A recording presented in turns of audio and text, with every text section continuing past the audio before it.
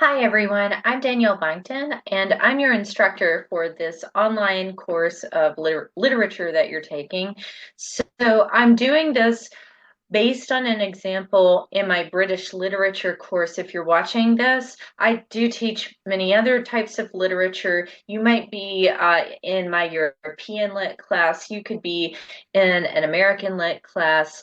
Either way, all the content you're about to see is laid out the same way. I'm just covering some basic things that you need to know you have an easier time starting the course. The only differences are basically the title of the course and then the readings assigned, which you'll see me skim through when I'm pointing out some things on the course schedule.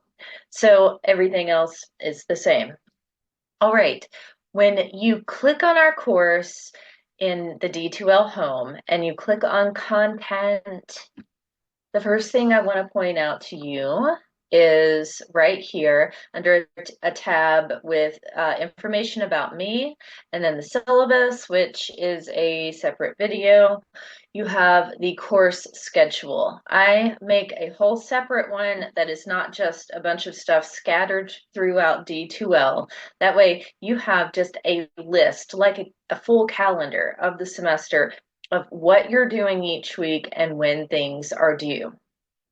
Okay, so you have stuff for each week that you need to read. In the first week, you just have a video if you're in Brit Lit 1. In European Lit, you just have a short poem. It's a little different for the first week. I try to keep it simple in these classes during the first week because people are still enrolling in the course, and then people get behind and it just complicates things. So for the first week, it's pretty light. And then when you get into week two, you're going to start seeing things that are due. So when you see blue throughout your calendar, those are visual responses. So visual response one, visual response two, and three. Um, you can find details about those and what they are, how to do them by going back to content and clicking on the module for visual response prompts. There is the master list of the guidelines, what you do in it, what the prompt should be, what it needs to be about each time.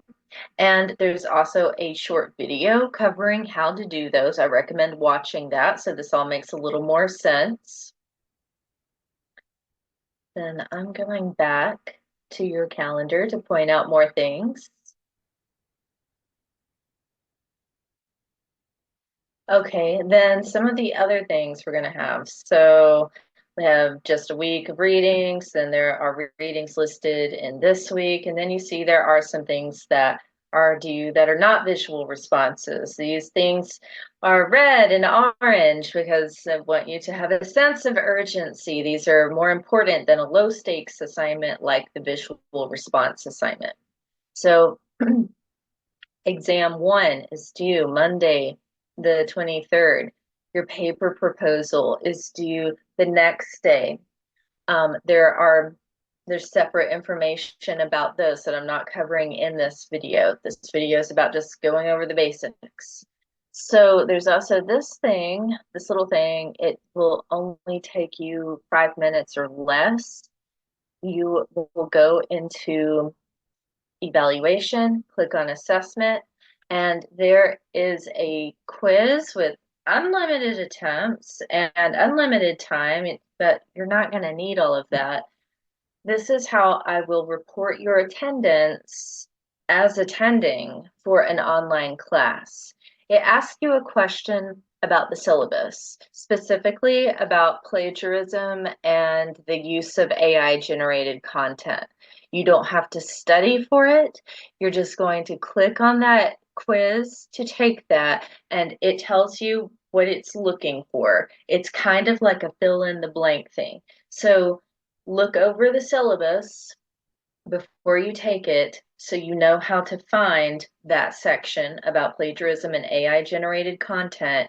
and then you're basically going to just copy and paste in an answer because it's like a fill in the blank kind of thing. Okay.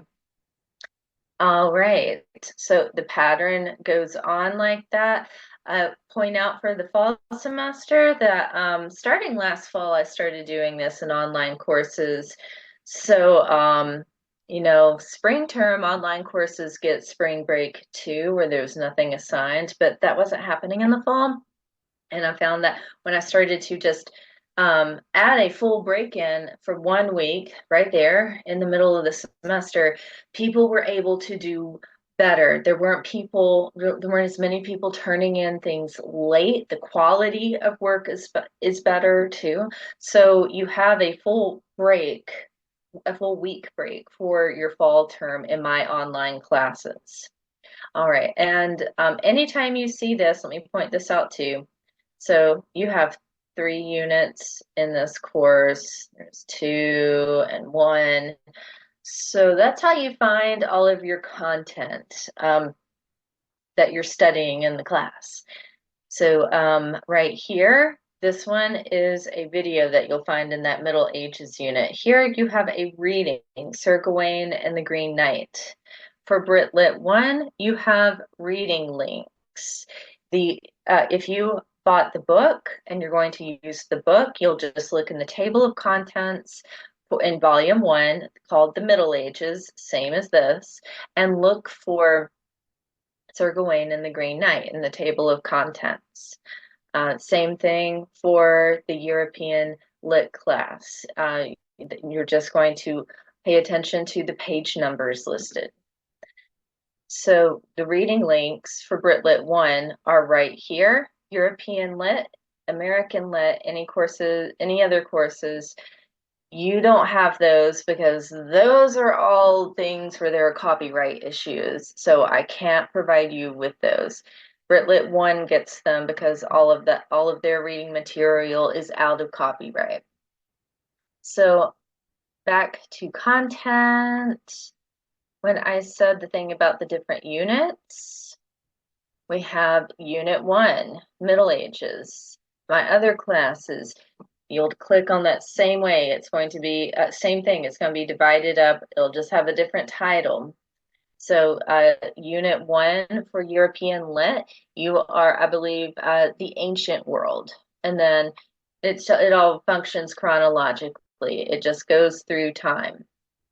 So each one is divided up the same way, though. We have PowerPoints.